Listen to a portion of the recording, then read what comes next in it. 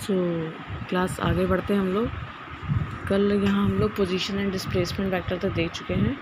ठीक है, इसका ये डायग्राम मैंने आपको बताया था कि अगर पार्टिकल यहाँ अपने रेफरेंस पॉइंट से पहले पी पोजीशन पे है तो ये आर इसका पोजीशन वेक्टर है विद रेफरेंस टू ये ओरिजिन। उसके बाद टी टाइम के बाद वो यहाँ पे आता है तो ये आर डैश उसकी नई पोजीशन है विद रेफरेंस टू ओरिजिन। ठीक है, यहाँ के कंपेयर में उसका पोजीशन वेक्टर आर डैश है और डिस्प्लेसमेंट कितना हुआ ये पी पी डैश। अब ये दूसरे डायग्राम में देखिए, यहाँ पे पार्टिकल पी पॉइंट पे था और फाइनली वो क्यू पॉइंट पे आया। अब यहाँ पे अगर हम पाथ लेंथ की बात करें, पाथ लेंथ, तो पाथ लेंथ का मतलब किस तरह से पहुँचा जा सकता है। तो ये जो है ये भी एक रास्ता है, P A B C Q से होके जाएँ तो वो भी एक रास्ता है, P B E F Q से होके जाएँ तो वो भी एक रास्ता है, और पी डी क्यू से होके चले जाएँ तो वो भी एक रास्ता है। ठीक है, पी पॉइंट से क्यू पॉइंट पर पहुंचने के इस ग्राफ के अकॉर्डिंग कितने सारे वेज हैं। डायरेक्ट चले जाएँ, P A B C Q जाएँ, P B E F Q जाएँ, या पी डी क्यू जाएँ। तो पाथ लेंथ बहुत सारी हैं। ये पूरा पाथ लेंथ हो सकता है, ये पूरा पाथ लेंथ हो सकता है, ये पूरा पाथ लेंथ हो सकता है, लेकिन डिस्प्लेसमेंट क्या होगा? डिस्प्लेसमेंट खाली आपका इतना ही होगा, यानी distance between the final point and initial point. यही चीज़ यहाँ पे लिखी है, देखिए। For example in figure 4.1 be given that the initial and final position as P and Q, P is the initial position and Q is the final position. The displacement vector is the same P Q for different path of journey. Displacement आपका वही रहेगा P Q, चाहे आप कोई भी रास्ता अपनाएं। कौन कौन से रास्ते बताए हैं? P A B C Q, P A B C Q, चाहे इस रास्ते से जाइए, पी डी क्यू, चाहे आप इस रास्ते से जाइए, चाहे P B E F Q, P B E F Q, चाहे इस रास्ते से जाइए। तो आप कोई भी लेंगे, पाथ लेंथ आपकी वेरी करेगी, बट डिस्प्लेसमेंट आपका वही रहेगा, यानी final position minus initial position. ठीक है, therefore the magnitude of displacement is either less or equal to the path length of an object between the two points। तो displacement या तो इक्वल हो सकती है या फिर कम हो सकती है, कभी भी ज़्यादा नहीं होगी। ठीक है, मैग्नीट्यूड ऑफ डिस्प्लेसमेंट या तो कम होगी या बराबर हो जाएगी पाथ लेंथ के। अगर हम ये रास्ता अपनाएं जाने के लिए तो हमारी पाथ लेंथ भी पी क्यू हो गई और डिस्प्लेसमेंट भी पी क्यू हो गया, तो बराबर हो सकती है, लेकिन कभी भी डिस्प्लेसमेंट पाथ लेंथ से ज़्यादा नहीं होगी। Displacement can never be greater than to path length. ठीक है, पाथ लेंथ ज़्यादा हो सकती है, डिस्प्लेसमेंट कभी ज़्यादा नहीं होगी, ये चीज़ याद रखिएगा। Displacement can never be greater then the path length, it can be equal or less than to the path length.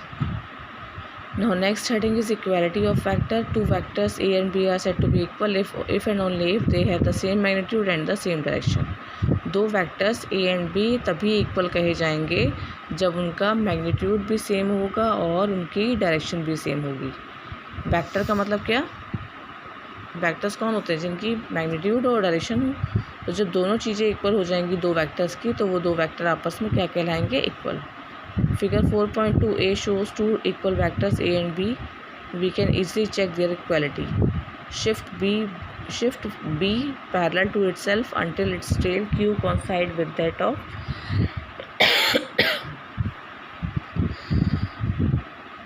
Of A and that is Q coincide with O. Then since their tips S and P also coincide, the two vectors said to be equal. In general, equality is indicated as A is equals to B. Note that in figure 4.2b, vectors A dash and B dash have the same magnitude, but they are not equal because they have different directions. Even we shift B dash parallel to itself so that its tail Q dash coincides with the tail O dash of A. The tip S dash of B dash does not coincide with the tip P dash of A dash। बहुत सारा dash dash हो गया तो confuse मत होइए। देखिए ऊपर वाले डायग्राम में ये एक वेक्टर बना है, ये देखिए जैसे ये बना है, ये A वेक्टर है जिसका नीचे टेल पॉइंट ये है, ये इसका हेड पॉइंट B है, और इसका ये सामने दूसरा वेक्टर ये है, इसका S है और ये इसका Q है। वो कह रहे हैं कि अगर हम B वेक्टर को खिसका के यहाँ ले आएँ तो अगर Q पॉइंट O से कोइंसाइड कर जाए और P पॉइंट S से कोइंसाइड कर जाए, मतलब कि एक के ऊपर एक पूरे इक्वल आ जाएं, खिसकाते चाहिए तो एक के ऊपर एक आ जाएं। देखिए Q कोइंसाइड विथ O, ये देखिए Q O के ऊपर आ जाए एंड जो आपका हेड है ये P जो है वो S से कोइंसाइड कर ले। ठीक है, S and P also coincide. जब B को शिफ्ट करते लाएं तो O और Q कोइंसाइड कर जाएं, P और S कोइंसाइड कर जाएं, तो हम कहेंगे कि A वेक्टर B के इक्वल है।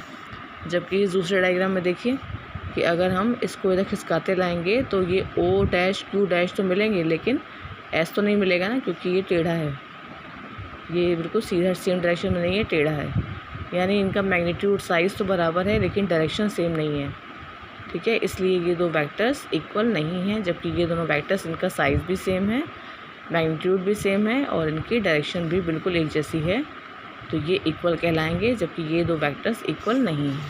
ठीक है, क्योंकि इसको खिसकाने पे इसके हेड और टेल दोनों चीज़ें कोइंसाइड नहीं करती हैं। So this is the heading equality of vectors. Next देखिए multiplication of vector by a real number. किसी भी वेक्टर को अगर हम किसी रियल नंबर से मल्टीप्लाई करते हैं तो क्या होता है? Multiplying a vector A with a positive number lambda gives a vector whose magnitude is change by the vector lambda but the direction is the same as that of A. यानी अगर आप किसी भी वेक्टर ए को किसी भी real number जानते हैं ना, 0 से या लेकिन 20 तक किसी भी रियल नंबर से आप मल्टीप्लाई करते हैं तो वेक्टर की डायरेक्शन में कोई चेंज नहीं होगा, बस उसका मैग्नीट्यूड इतने गुना बढ़ जाएगा। ऑब्वियस है। ठीक है, डायरेक्शन में क्यों चेंज आएगा? सपोज़ कोई नॉर्थ से साउथ वेक्टर है, 1 मीटर उसका मैग्नीट्यूड है, तो उसको 4 से मल्टीप्लाई कर दें तो 4 मीटर का वेक्टर हो जाएगा, लेकिन डायरेक्शन तो वही रहेगी नॉर्थ से साउथ। ठीक है, ऑब्वियस है कि नहीं? तो अगर किसी वेक्टर को हम किसी रियल नंबर से मल्टीप्लाई करते हैं तो उसका मैग्नीट्यूड उतने टाइम्स बढ़ जाता है, लेकिन डायरेक्शन में कोई फ़र्क नहीं आता है, प्रोवाइडेड जबकि लैम्डा रियल नंबर हो यानी ग्रेटर देन 0 हो। For example, if a is multiplied by 2 the resultant vector 2a is in the same direction as a and has a magnitude twice of a। अगर 2 से multiply करते हैं, ये देखिए ये वेक्टर a था, इसको 2 से मल्टीप्लाई कर दिया तो वेक्टर की लेंथ क्या हो गई? जस्ट डबल हो गई, लेकिन एरो की डायरेक्शन देखिए उसी तरफ है। ठीक है, यानी किसी वेक्टर को किसी नंबर से मल्टीप्लाई किया जाए ग्रेटर देन 0, 0 से बड़े नंबर से मल्टीप्लाई किया जाए तो वेक्टर का मैग्नीट्यूड उतने ही गुना बढ़ जाता है, बस डायरेक्शन में कोई चेंज नहीं आता।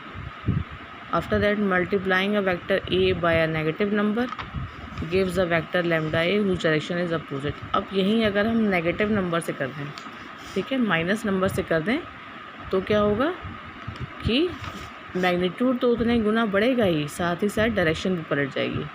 अब यहाँ देखिए a वेक्टर को इन्होंने -1 से मल्टीप्लाई किया, तो वेक्टर की 1 से मल्टीप्लाई करने पे मैग्नीट्यूड में तो कोई चेंज नहीं आया, मैग्नीट्यूड तो दोनों बराबर हैं, लेकिन माइनस की वजह से वेक्टर जस्ट अपोजिट डायरेक्शन में पलट गया। ठीक है, माइनस करने की वजह से वेक्टर जस्ट अपोजिट डायरेक्शन में बदल गया। अब यहाँ -1.5 से किया है तो वेक्टर की लेंथ उसकी 1.5 गुनी हो गई। ठीक है, 1.5 गुना मैग्नीट्यूड कितना बढ़ गया? 1.5 गुना, और माइनस साइन की वजह से डायरेक्शन इधर थी तो डायरेक्शन भी पलट गई। बहुत आसान चीज़ें हैं। अगर पॉजिटिव नंबर से करेंगे तो डायरेक्शन में कोई चेंज नहीं आएगा, खाली मैग्नीट्यूड उतने गुना बढ़ जाएगा। अगर नेगेटिव नंबर से करेंगे तो मैग्नीट्यूड उतने गुना बढ़ेगा ही और डायरेक्शन जस्ट अपोजिट हो जाएगी। ठीक है, तो ये है multiplication of a vector by a real number. Next देखिए, the vector lambda by which a vector is multiplied could be a scalar having its own physical dimension.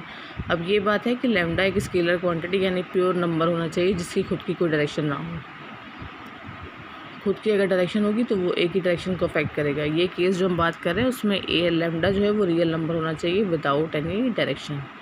Then the dimension of lambda is the product of dimension of lambda and A.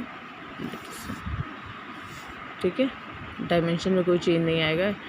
Addition and subtraction of vector. अब दो vector जुड़ते कैसे हैं और घटते कैसे हैं वो देखते हैं। As mention in section 4.2 by definition obey the triangle law, जो हमने पीछे बताया था कि हम लोग आगे पढ़ेंगे यहाँ पे। ये देखिए, ये बताया था ना, वेक्टर क्वांटिटी कौन सी होती है, जो triangle law, parallelogram, law of addition को फॉलो करती है। अब यही पढ़ने जा रहे हैं। देखिए, obey the triangle law or equivalently the parallelogram law of addition. We shall now describe this law of addition using this graphical method. Let us now consider two vectors a and b that lie in a plane and shown in figure 4.4b. 4.4a, the length of the line segment represent these vectors are proportional to the magnitude of the vectors. To find the sum a plus b, we place vector b so that its tail is ahead of the vector a. As a